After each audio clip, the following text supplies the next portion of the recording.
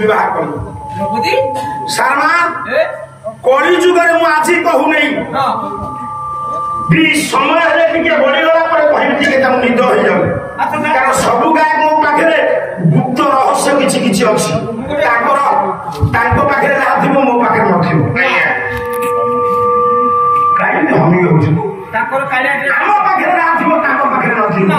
मो कहबार तात्पर्य मो माँ मैंने शुण कली जुगर गोटे अजनी संभूता नारी जो दिन देहर वस्त्र खसी जीव सा ये विश्व को कहीं रखिपारे दुर्गा उल्लग्न हबारू अहिंसा मला सीता त्रेतया जुगरे सीता मां को उल्लग्न होगा पड़ा शारदा दासंकर विलंका रामायण देख सहस्र शिरा रावण द्रौपदी की विवस्त्र करे दुशासन गोटे ऋतुस्नाता नारी की विवस्त्र करवा संपूर्ण उल्लंघन कर फरक कौन मो ज्ञानी मान भुवंश ध्वंस प्रधान बाबू कली जुगर गोटे अजनी संभूता नारी कौ जगह अच्छा जो दिन देहर वस्त्र खसब विश्व प्रलय हम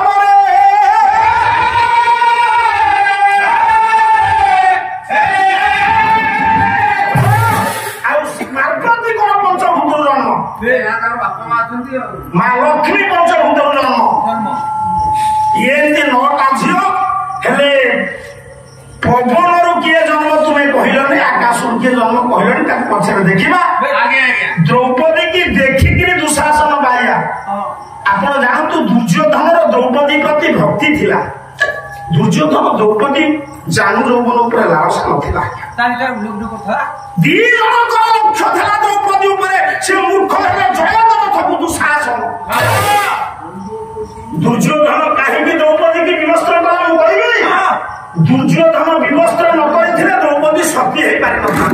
तार निच्छद प्रमाण प्रमाण को देवी जदि द्रौपदी सती बोली पदवी स्थायी पछे दुर्योधन हाथ अच्छी बोधन हरण सरी जाऊ दुर्योधन ता बुद्धि भाई मान शत्रुता कर दुर्योधन वंश को नाश सब ये प्रयास गोटे हूँ कौरव वंश गोटे हूँ पांडव वंश ये दीटा जाक मामू ये दीटा जाक वंश को जानीदे कौरव मान मामू किए शकुनी नुह शकुनी पांडव पीरा मान मामू किए पांडव परम शत्रु होती कृष्ण विचित्र नुह परीक्षा है कुरुक्षेत्र ये प्रकृत यदि पांडव मान किए परम शत्रु था कह द्रौपदी की देखी प्रश्न उत्तर सब दुशासन विहोड़ित है कहीं ना तार लक्ष्य थिला काम भाव थिला द्रौपदी प्रति जो पुरुष जो नारी की कामना दृष्टि देखे तार अवस्था कौन हुए गोटे श्लोक गाँच दर्शना तो हरते चित्त दर्शना तो हरते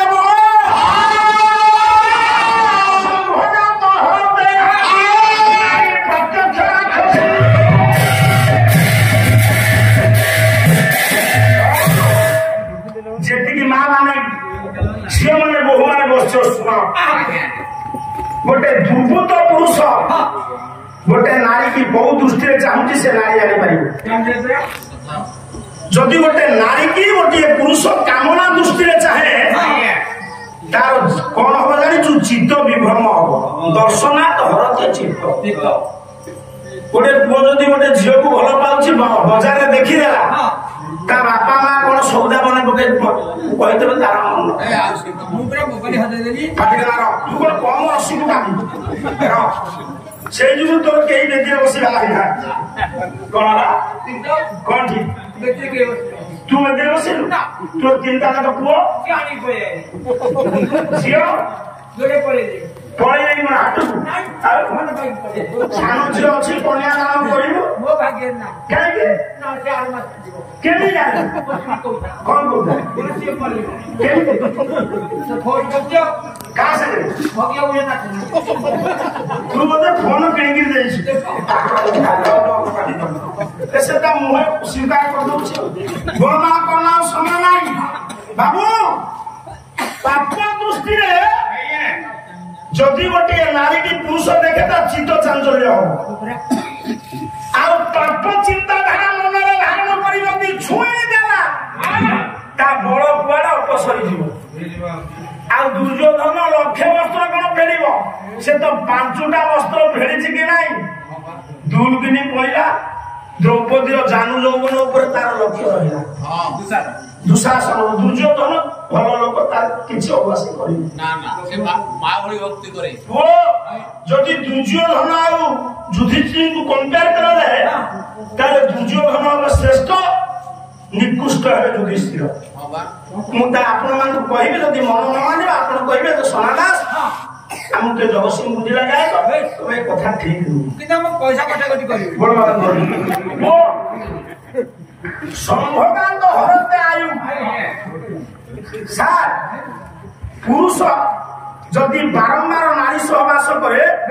यौवन काल दुर्बल होइजिवो बार्धक्य आसीबो अल्प दिन बंच हे हमरा छुपड़ा मरे लागे तोर तो मरण बेला आसी आइला बड़ बात करना तेणु कवि सेठी रूढ़ी प्रयोग कर देखु केमी गोटे उदाहरण दौर बामन भगवान जो दान मांगे बोले बड़ी प्रथम तांतेरे पृथ्वी आवृत हो गला लिखा है ना नहीं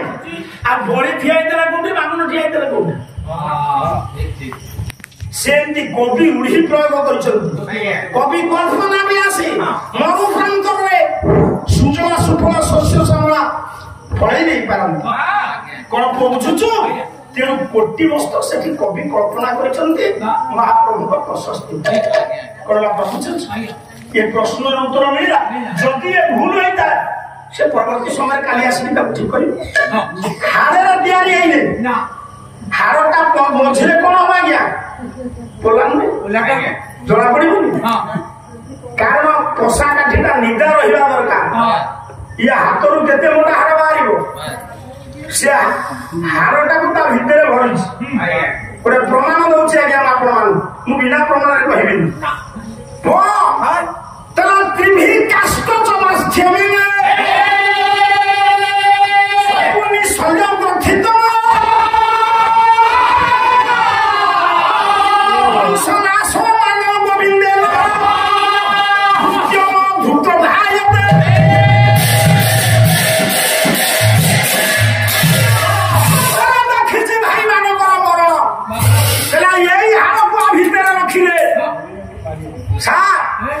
असुविधा कौन हम ना आपण मैंने देखिए जड़े जड़े तंत्र साधना करती हाड़ उपरे खपुरी उपरे ठीक ना बोल धर्मराज युधिष्ठिर जो छुई देवे से काठिकी ता भीतर हाड़ पशि सपक्ष दान पड़ो कषा खेल गोटे भल खेल ना सर मंद खेल कहतु मो माँ मैंने बस शुणु था पषा खेल भल खेल ना मंद खेल राजा महाराज मैंने खेलते राजकीय खेल किंतु व्यास कहले संस्कृत महाभारत मनीषर जदि मन निकट हम से पषा खेल खाली मनीषर नुह कहार केते शेष समय उपगत हम शुणु कहला शाड़ी बेणु कर्कटिका चरम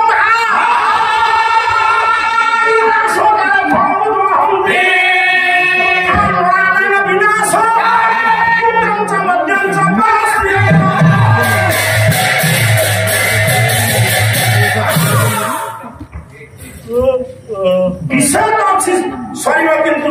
समाज उपादेयता वार्ता मान शुण केते बेले कहार विनाश समय उपगत हुए प्रथमे शाड़ी कहले कौन बुझुछु गोस्त्रीर साना भाऊ नहीं शाड़ी कहले धान धान आज्ञा ଟିକେ ସାର୍ ମାନେ ବୁଝନ୍ତୁ ଧାନ ଗଛରେ ଯେତେବେଳେ ଧାନ ଫଳିବ ସେ ଆମ୍ବ ଗଛ ଭଳି ତୋଳା ହବ କି ଧାନ ଗଛ କଟା ଜାଣିବେ ଧାନ ଗଛରେ ଧାନ ଫଳିଲା ମାନେ ମା ଧାନ ଗଛ ବିନାଶ ବାଉଁଶ ବାଉଁଶ ଗଛରେ ଗହମ ପରି ଯେତେବେଳେ ଫଳିବ ଆପଣ ଜାଣିବେ ବାଉଁଶ ମୁଣ୍ଡ ମରିବା ସାର କର୍କଟ କଙ୍କଡା ମା କଙ୍କଡା ମୁଣ୍ଡେ ଛୁଆ ଦବ ଦେଖିବେ କିଛି ଦିନ ପରେ ସାପ ଆସାଇ ତା ମାଂସ ସରି ପକେଇବ କାଚରା ପୋକ ହାତ ମାରିଦେଲେ ଗୋଲ ହେଇଯାଏ ତେଲୁଣି ପୋକ ପିଲାମାନେ ମନେ ରଖ ସେ ତେଲୁଣି ପୋକ ମନ୍ଦାଏ ଛୁଆ ଦବ କିଛି ଦିନ ପରେ ସେଇ ମାକୁ କୋଳି କାଢିକି ଖାଇଦିଏ ରମ୍ଭା କହିଲେ କଦଳୀ ଗଛ କଦଳୀ ଆପଣ ମାନଙ୍କ ବାରିଆଡେ ଅଛି ଇଏ କଦଳୀ କାନ୍ଦି ଯେତେବେଳେ ପଡିଲା ସେ ଗଛରୁ ହାଣିଦେଲା ପରେ ସେ ଗଛ ଆଉ ଫଳିବ କଦଳୀ ଗଛରେ କଦଳୀ କାନ୍ଦି ପଡିବା ମାନେ ଜାଣିବ ତା ମା ଗଛ ମରିବା ଶାଢୀ ବେଣୁ କର୍କ ଟିକାଚରମ୍ଭା ବିନାଶ କାଳେ ଫଳ ମୃଦୁବ ହନ୍ତି ସଂସ୍କୃତ ସବୁ ଅର୍ଥ କରିବ ସଂସ୍କୃତ ଜ୍ଞାନ ନଥିବ ବିନାଶ ସମୟ ହେଲେ ଉପଗତ ଫଳ ମୃଦୁବ ହନ୍ତି ଫଳବତୀ ହୁଅନ୍ତି ତଥା ନରାୟଣ ମନୁଷ୍ୟ ସେହିପରି ମନୁଷ୍ୟ ମାନଙ୍କର ନର ମାନଙ୍କର କେତେବେଳେ ବିନାଶ ହୁଏ ନା ଦ୍ୟୁତଞ୍ଚ ମଧ୍ୟଞ୍ଚ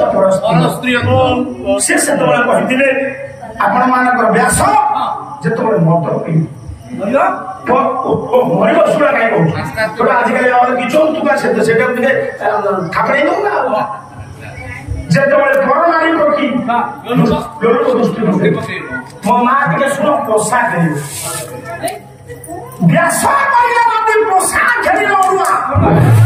ମଣିଷର ମରଣ ସମୟ ଆସେ ତେବେ ବୈକୁଣ୍ଠ ପୁରରେ ଲକ୍ଷ୍ମୀ ନାରାୟଣ କିପରି ଖେଳିଲେ ପୋଷା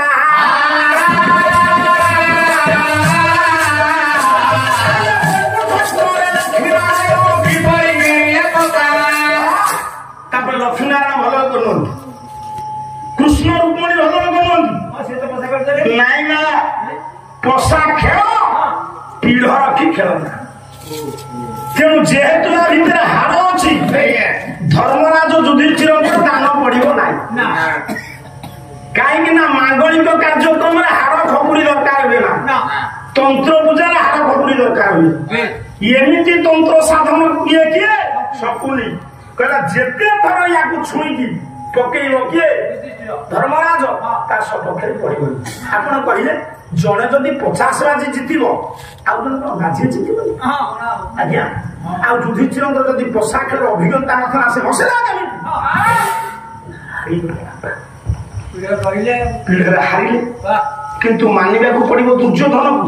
ସେ ଚାହିଁଥିଲେ ଦ୍ରୌପଦୀକୁ ଉପଭୋଗ କରିପାରିଥାନ୍ତା ଇଏ ପାଣ୍ଡବ ମାନେ ନିଜ ନାରୀକି ରଖିଲେ ପିଢ ଆମେ ମରିଯିବା ଆମ ସ୍ତ୍ରୀ କି ପିଢ ରଖିବା